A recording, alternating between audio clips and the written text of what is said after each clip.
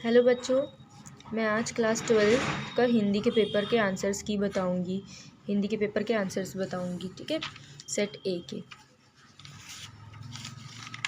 चलो स्टार्ट करते हैं। चूज द करेक्ट, जिसका फर्स्ट का आंसर था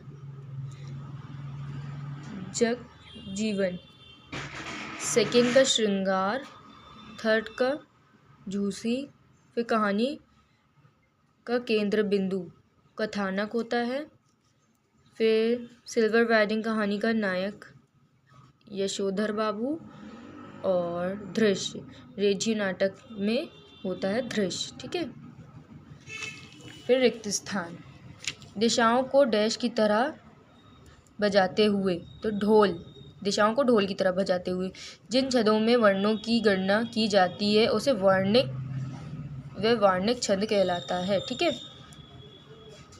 बाजार का जादू आंख की राह काम करता है। ठीक है,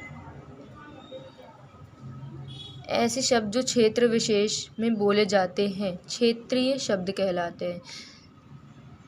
सौंदलगेकर मास्टर मराठी पढ़ाने आते थे। ठीक है, कविता की अनजानी दुनिया का सबसे पहला उपकरण शब्द है। ठीक है, अब सत्य स्टार्ट करते। कवि एक खिलना है फूलों के बहाने, काव्य की शोभा बढ़ाने वाले साधन अलंकार कहलाते हैं। हाँ, ये भी सत्य, ये भी सत्य। ठीक है, इंद्र सेना का दूसरा नाम मेढक मंडली था, ये भी सत्य। शब्द शक्ति दो प्रकार की होती है, नहीं, शब्द शक्ति दो प्रकार की नहीं होती। सिंधु घाटी सभ्यता मूल्य खेतिहर और पशुपालक सभ्यता थी, सत्य। किसी खास विषय पर सामान्य लेखन से हटकर किया गया लेखन विशेष लेखन कहलाता है, ये भी सत्य। अब सही जोड़ी। ठीक है, कैमरे में बंद अपाहिज का रघुवीर सहायक। ठीक है, ओज गुड़ किस में होते हैं? वीर रस में। सिल का रंग काला। पहलवान की ढोलक फणीश्वर नाथ रेणु। रचना के आधार पर वाक्य तीन प्रकार के होते हैं। सिल्वर वेडिंग मनोहर श्याम जोशी। नाटक दृश्य काव्य। ठीक है, उसके बाद प्रश्नों के उत्तर एक वाक्य में लिखनी है। ठीक है, विप्लव के वीर किसे कहा गया है? भगत सिंह को। जिन काव्य के छंदों का पूर्वापर संबंध ना हो उसे क्या कहते हैं? मुक्त काव्य। ठीक है, तुलसीदास ने रामचरितमानस की रचना किस भाषा में की? अवधी भाषा में। ठीक है, उषा का जादू कब टूटता है? सूर्य निकलने पर, मतलब जैसे सुबह का जादू कब टूटता है? रात का जादू कब टूटता है? सूर्योदय होने पर, है ना, सूर्य जब निकलता है। निरर्थक शब्द युगम का कोई एक उदाहरण लिखिए। निरर्थक शब्द मतलब जैसे चाय वाय, चाय तो अर्थ देता है चाय, वाय क्या होता है? वाय तो कुछ नहीं होता है वैसे, चाय वाय अंट संट, है ना, मतलब ऐसा वर्ड जिसका प्रधान फर्स्ट वर्ड अर्थ दे लेकिन दूसरा से उसका सेंटेंस फ्रेमिंग के लिए काम है। ठीक है, आनंद यादव का मन किस बात के लिए तड़पता था? पढ़ाई करने और स्कूल जाने के लिए। नाटक का सबसे सशक्त माध्यम क्या है? संवाद है।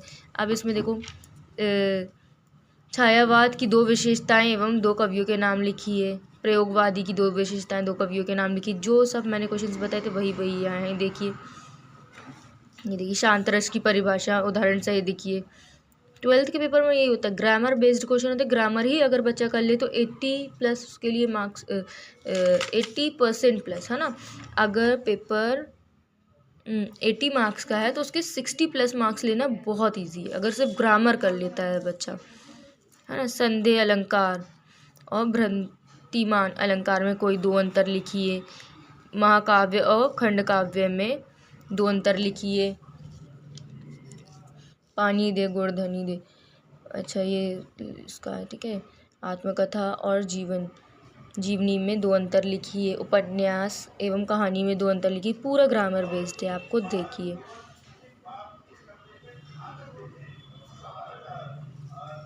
अभिधा शब्द की, निपात शब्द की परिभाषा, है ना।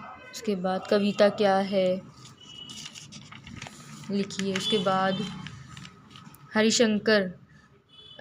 हरिवंश राय बच्चन और रघुवीर सहाय, ये दोनों में से किसी एक का आपको परिचय लिखना था, काव्यगत, है ना, जीवन परिचय लिखना था इनका भी लिखना था।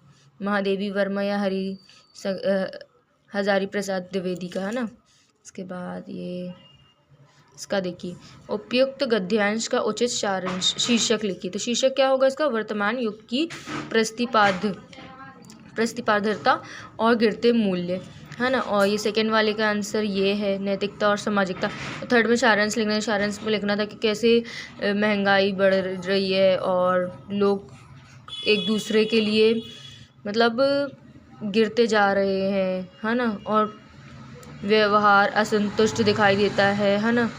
सब व्यस्त हो गए हैं भोजन, वस्त्र, आवास जैसी बुनियादी सुविधाओं में, दुनिया की चीज़ों में, मोह माया में, है ना। अब ये आया था, ठीक है। उसके बाद ये लास्ट पेज है, ये देखिए निबंध, ये वाला, नगर निगम को नियमित जल आपूर्ति करवाने हेतु निबंध पत्र। ये देखिए जल आपूर्ति, ये चारों सेट में भी था। जो 4 सेट कर लिया होगा अध्ययन के, उसे तो बन गया होगा पेपर। पर्यावरण सुरक्षा, महंगाई की समस्या, है ना, ये सब देखिए रिपीटेड। आमंत्रित, शादी में आमंत्रित के लिए रिपीटेड क्वेश्चन ही है, प्रीवियस ईयर क्वेश्चन। ऐसी और वीडियो के लिए मेरे चैनल को लाइक कीजिए और सब्सक्राइब कीजिए।